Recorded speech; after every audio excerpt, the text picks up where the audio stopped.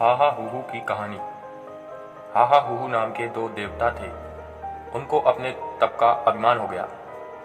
हाहा कहता मेरा तप ज्यादा है, तो हूहू कहता मेरा तप ज्यादा है। फिर फैसला करने के लिए कि किसका तप ज्यादा है, वो श्री ब्रह्मा जी के पास गए और श्री ब्रह्मा जी से कहा कि हम दोनों में से किसका तप ज्यादा है।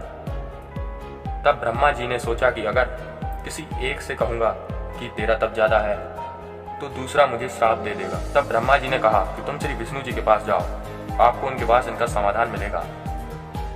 तो हाहा हूहू श्री विष्णु जी के पास जाने लगे। वहां जाकर उन्होंने पूछा कि हम में से किसका तप ज्यादा है। श्री विष्णु जी ने भी यही सोचा, एक को तो कहना ही पड़ेगा कि तेरा तप ज्यादा है, तो दूसरा मुझे श्राप दे देगा। तो विष्णु जी ने भी यही कहा कि आप श्री शिव जी के पास जाओ, उनको तप के विषय में ज्यादा जानकारी है। फिर हाहा हूहू श्री शिव जी के पास गए और पूछा कि हम दोनों में से किसका तप ज्यादा है। तो श्री शिव जी ने भी यही सोचा कि इस बला को टाल दूं और उनसे कहा कि आप मतंग ऋषि के पास जाओ, वो तपस्वी हैं और उनको तप के बारे में ज्यादा जानकारी है। तब हाहा हूहू मतंग ऋषि के पास जाने लगे। ऋषि बड़ा ताकतवर और हट्टा कट्टा था और बहुत ही मजबूत था।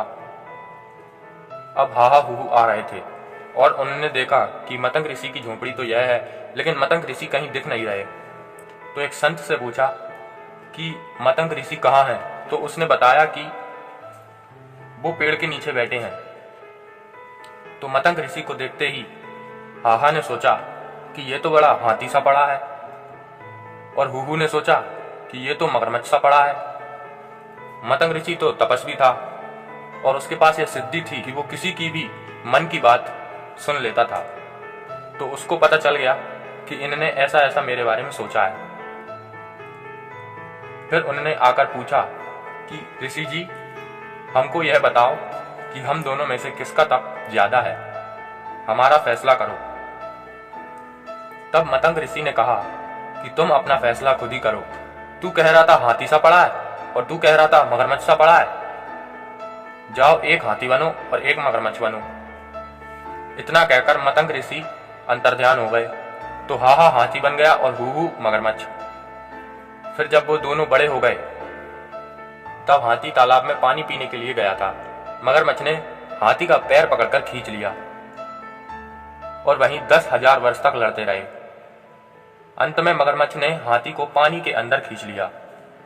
तो हाथी पानी में पूरा डूबने ही वाला था। तब हाथी ने भगवान को हृदय से पुकारा और कहा रा। वो राम बोल रहा था, लेकिन उसके मुंह से आधा शब्द निकला, रा। तभी श्री विष्णु जी ने आकर दोनों को बाहर निकाला और मगरमच्छ के सिर में सुदर्शन चक्र मारा। मगरमच्छ ने हाथी का पैर छोड़ दिया और हाथी बाहर निकला और भगवान ने कहा कि चल हाहा मतलब हाथी, स्वर्ग में चल। तभी मगरमच्छ कहने लगा, हे भगवान, ये हमारे दोनों की बराबर की लड़ाई है, फिर मुझे क्यों नहीं ले जाया जा रहा। तब भगवान ने कहा कि इसने मुझे हृदय से पुकारा है, इसलिए मैं इसे लेने आया हूं। फिर मगरमच्छ ने कहा कि भगवान, जैसे ये आपको याद कर रहा था, ठीक वैसे ही मैं भी आपको याद कर रहा था। मैं तो अपने स्वभाव के कारण इसको छोड़ नहीं रहा था, आप तो अंतर्यामी हैं। तो भगवान ने उन दोनों का शरीर छुटवाया और उन्हें स्वर्ग ले गए। तो इस कहानी से हमें यह पता चलता है कि परमात्मा को हृदय से पुकारना चाहिए, तभी परमात्मा अपनी सुनता है। इनका तो बस स्वर्ग में जाना और आना, यह बड़ी बात मान रखी ना।